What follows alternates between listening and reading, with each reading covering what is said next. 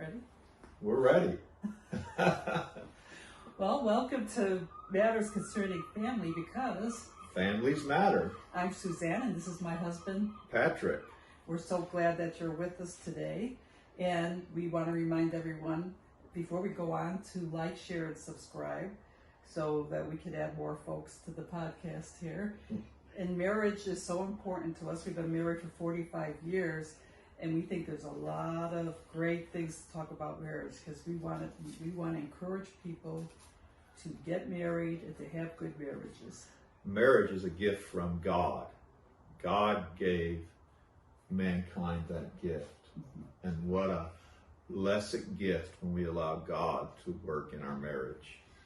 So before we get to our topic, well, actually, this is like part of our topic. I'd like to tell a little story that happened early on in our marriage that will lead us into what we want to talk about today. And so when our second son was born, so we've been married like 3 years or whatever it was, I decided that I was going to try to have a little surprise birthday party for my husband. And we lived in this apartment complex on the third floor. And my plan was to invite some friends over. And we had this little certificate to go out to dinner at Perkins. Yeah. That was like a big ordeal for us at the time, that we received after our son Bill was born. And so we were going to go out to dinner, my plan was, and then we had this little surprise when we came back to the apartment. I was going to try to surprise my husband. I made this like 3-layer cake. And I invited, it was like 4 or 5 friends, and they were supposed to kind of decorate the apartment a little bit while we're gone. And so we go, we have our nice dinner, and we come back, and I'm just like, okay, this is going to be good. You know, we walk up the 3 flight of stairs, and my husband goes to open the door, and he unlocks the door, and lo and behold, the chain, the deadbolt or whatever. The safety chain was on. The chain was there on, and my friends forgot to unlock, to remove that chain so we could get in. So seeing that chain, I realized, there's someone in this apartment, because you can't lock that from the outside. Yeah, so I'm behind him, and Pat goes to me, Sue, look out, get behind me, I'm going to break down the door. And I'm like, I said, stand back. Yeah, I'm going through. Yeah, and I'm like, okay, do I want to blow the surprise, or do I need to tell him? But I was really seriously thinking about him breaking down the door, but then there would be a cost to that with the apartment and everything. So he said, no, I mean it. He said, I mean it, stand back. And at the last minute, I was about to say, tell him, like, there was friends inside, but at the last minute, they unlocked the door. And he was totally surprised about these friends. Like, it was the last thing that he was thinking. No thought. And we went out to have a real nice time. But the point that I wanted to, that came to my mind a lot and stayed with me, was how he was wanting to protect me. And I think that's one of the big things about marriage, is the husband protecting the wife.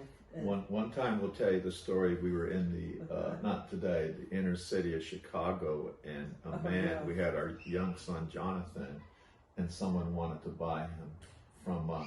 They actually came up and say, how much will you sell your son for? Yeah, they've been following us around, and I noticed he was, or whatever, and all of a sudden he actually did approach us, like you said. I wasn't there at the moment. I found out a little bit later. Yeah. And he's like, yeah, we like him. Where's this man at? Let's get him. Yeah, I'm like, get out of here. Like, there's no way. Yeah. Like, what are you even talking about? But you were there soon enough. Like, you, like, the man left right away, especially I think when he saw you, because he knew that, like, probably wasn't going to happen. There was going to be a little bit of trouble here. But yeah, so we wanted to talk about the husband as a protector.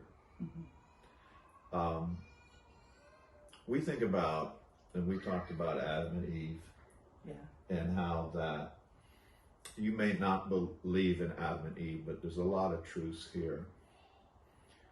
We don't know exactly when Eve began to eat the fruit where Adam was, but in the Bible it says he was next to her, or he was close, at least towards the end, and he gave her of this fruit. So the serpent actually gave Eve of the fruit, Yes. and Eve gave Adam the fruit.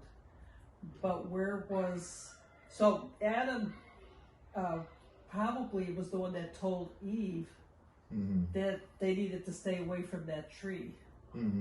But somehow she ended up by that tree, and where was Adam, right? Where was Adam? And if Adam, where is his protective role? I mean, he should have picked up a hoe or something and attacked the snake if he was there, or the serpent, rather. But he failed in his duty as a man. And we see in that there's a role change, or a feminization of man. And we have that problem today. We need strong men today. And now let's look at another. Tell us about the man who gave his life for his family at the recent assassination attempt. Yeah, I think there's probably other examples in today's lifetime.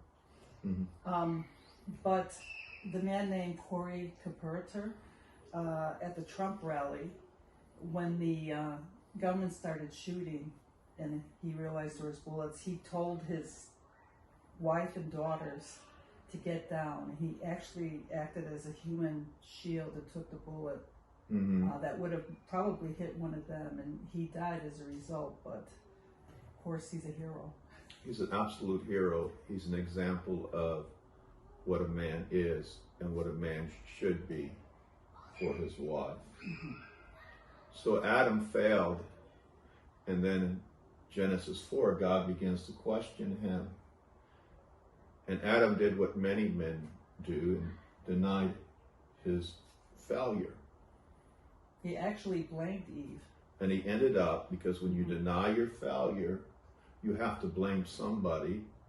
So he blamed his wife, the woman that you gave me. And ultimately, when you throw your wife under the bus, you will throw God under the bus.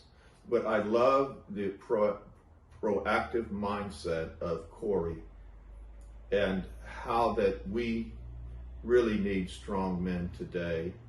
I would never marry a man that is not deeply in love with his mothers and his mother and his sisters.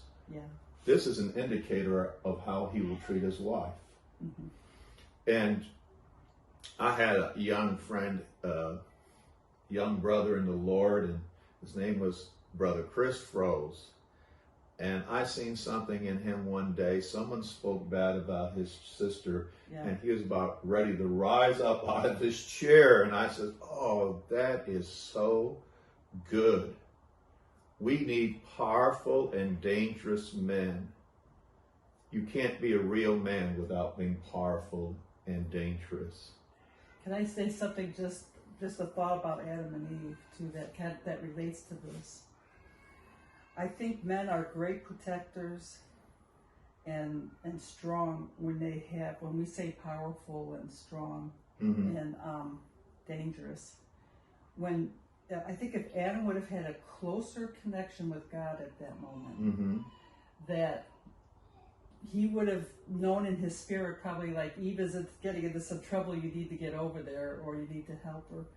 I think when men have strong connections with God, exactly, like that relationship, that really helps the marriage, and it really helps a man and a husband and a wife understand their roles or what they should be doing.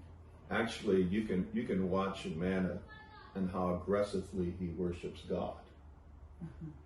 Of what kind of character he is. The church cannot rise above the quality of the fathers. This is so important to our society today. Aggressive worship. And it's not the size of the man. As they say, it's not the size of the dog in the fight, but the size of the fight in the dog. We need men that are real protectors, that the devil trembles at, messing with that man or his family, because he's committed to them. He's a real man, and That's how a man lives. He needs to be aggressive in his prayer life, aggressive in his attitude towards work, a desire to do the best he can be. I just want to say that I'm really glad that over the years I can say that truly you've been a great example of this. Everybody knows that you would be a great protector of anybody. Just the obvious, there's would want to break into the home. I think people would know right away that they would have to tangle with you. Plus, over the years, just in other ways of your prayer life, in different ways that you've been a protector. And I want to say I also had the privilege of having a father that Yes, you had a good father. that way. And I remember one time, this is just a little incident where there were some young teenagers that were causing lots of trouble. Mm-hmm. And my dad went out there Mm-hmm. to deal with that as a protector. Like he was out there. He was going to do whatever, like to take care of business to make sure that it didn't all work out all right. But these young men knew, like, don't fool around with that man, because You need real men. You need real men to protect against weak men. It's the weak men who rape women. It's the weak men who abuse others. It's the weak men who abuse their wives and their children. And sometimes, would you say, I know I'd have to look up the statistics, but would you say, Pat, that sometimes weak men come from weak fathers? Like they didn't have a father figure in the home, or a father that was, like, and I don't mean necessarily like physically ready to go out and fight, not that at all, but just a strong man who knew who he was, knew how to take care of the family. Knew how to get up every morning, Yeah. knew how to support, go to work, Uh-huh. knew how to communicate with his wife on a level of dignity, knew how not to speak evil of his wife in front of others. A huge mistake. A husband and wife need to know that they have each other's back. That is so true. Like, there's things that my husband knows about me that no one else knows and shouldn't know. Yes. And vice versa. We're not talking about, like, Ananias and Sapphira. Yes. We're not saying you can't have a mentor or a you might need marriage some counselor. counsel or You something. absolutely might. But when you talk evil of your wife, or evil like Adam did about his wife, you're actually talking evil about yourself. Right. Because you are one. So I would definitely not do that. Now I want to look at something else. Stop living with your wife like you're her roommate. Okay. That's important. Uh-huh. A lot of men live with their wife like they're a roommate. So what do you mean? Like, you must communicate. You must disagree. And when your wife disagrees with you, you accept it in dignity because you're a man. And you must respect her. And you must grow and be intentional in becoming more of a man. I have not arrived, and no one's arrived in fully knowing what it is to be a man. now, I also too, okay, there might be a number of women that might not like what I'm saying, but when I think about roommate also, there is a place where the husband, he is the head of the home. Mm-hmm. And that's a protective role too. Like, Mm-hmm. and sometimes a wife can get in trouble because no, you need a husband that's going to be able to, I don't know how to say it, I don't want to say put her in her place, or know how to help her to come to some understandings that she needs to come to. But in reality, the husband has a sacrificial place, like Christ laid down his life for the church. The husband is constantly laying down his life, not having his way, that the wife and the children could prosper. I said this, but many men are still sucking their thumbs. Yeah. Because the absence of real fathers is missing in society today as a whole.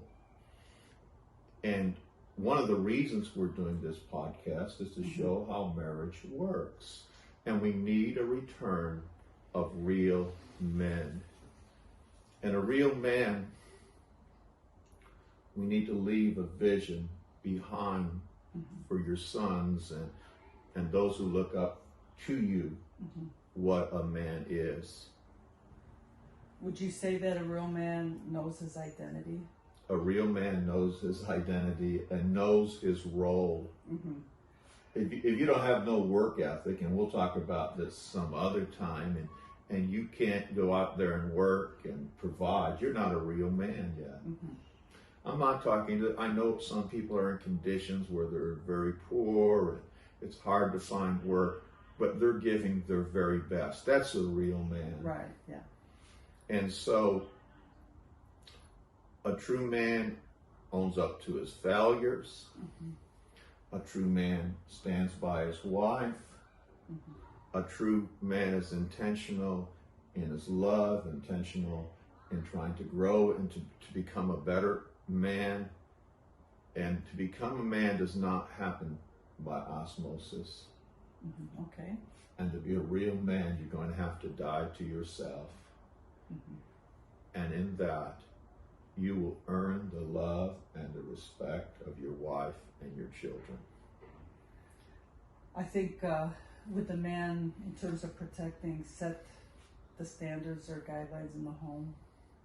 Like sometimes if a man isn't definite, a woman gets in trouble when she has to feel like she has to assume the role of, like sometimes I think at single parent homes that just happen where there's just a mother that there's a difficulty there because you need a man, right?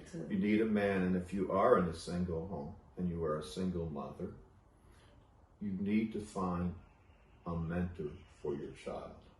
That's why the church is so important, because you can find mentors for your children if something is absent through whatever reason, that your young boys and your young girls can look up to someone. Young girls need cuddles by dad because they'll try to find love somewhere and in the wrong places if dad isn't dad. And the young boys need to have a place to go to. Sounds good. That's worked for us, I think. I'm gonna leave with one last story if I could. Sure.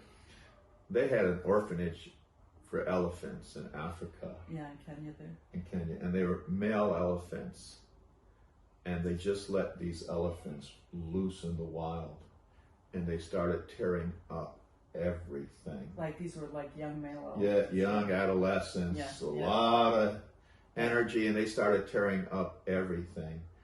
And they realized that if we're going to have these elephants, we're going to have to send some adult males with them.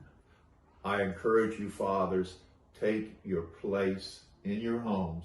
Take your place. Your wife and your children will rejoice when you take your proper place. As I said, it's not a place of dominance and overpowering dictatorship, but a place of sacrificial love.